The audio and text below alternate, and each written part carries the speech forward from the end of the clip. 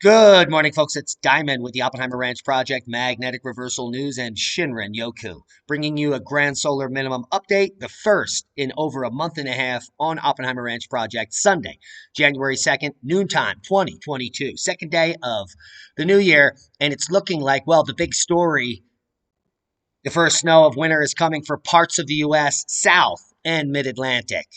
Keep calm. It's boom time. Now, this morning, let me see if I can pull this up. This morning we recorded minus 13. And the last time it was minus 13 was back in 2011. And you guys know what that means, don't you? The sun. Yes. If we go back to 2011 here, we are on the same exact spot in the solar cycle currently in 2022, right here, as we were back in the solar cycle of 24 back in 2011. So the sun is controlling the temperature in my region just like it's doing it in your region. Let's move on. Kentucky state of emergency declared as powerful storms hit. Now, with the state reeling from December's deadly tornadoes, the wild weather caused flash flooding, power outages, and property damage. Just 3 weeks after deadly tornadoes tore a path of destruction through Kentucky, a state of emergency has again been declared after powerful storms caused flash flooding, power outages, and property damage, including a possible tornado in Hopkinsville. There were no immediate reports of death or injury, but Governor Andy Beshear declared the state of emergency on Saturday, with much of Kentucky and West Virginia under flood warning. Portions of eastern Kentucky, Tennessee, Arkansas, Louisiana, Mississippi, and Alabama were under tornado watch. The storms come as the state is still recovering from tornadoes that tore through the region in December, killing more than 90 people, and it's moving east. New Jersey, winter storm could slam parts of Jersey with 4 to 6 inches.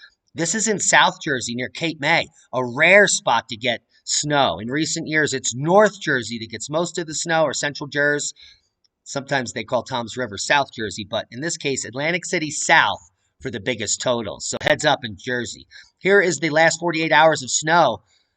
The snow we predicted moving through Iowa, in fact, did drop 6 inches in many regions. Some areas of Illinois picking up 6 inches, and Top Knot's boyhood home here as well, picking up 3 or 4 inches. So Top Knot, could you ring us in and tell us what actually happened in your region? The biggest winner here was in the Four Corners region, with Colorado tilting the scales with snow.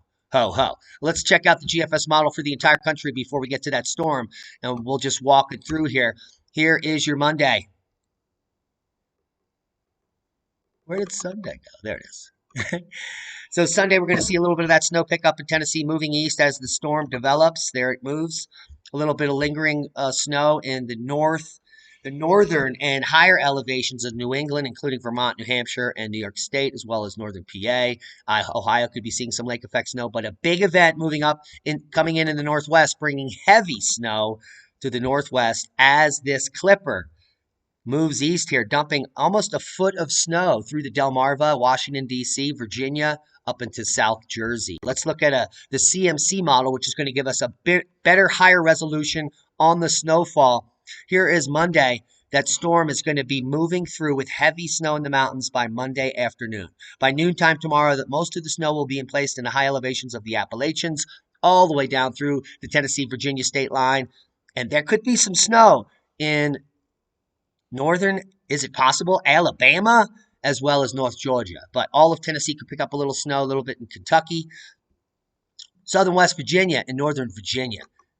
And you could see as Monday progresses, that storm is going to bomb out up in the Delmarva there. Look at those totals. There is a small region that could potentially, well, hit a foot, according to the CMC model. And then there's another system coming through here next weekend, which could lay right over top of that.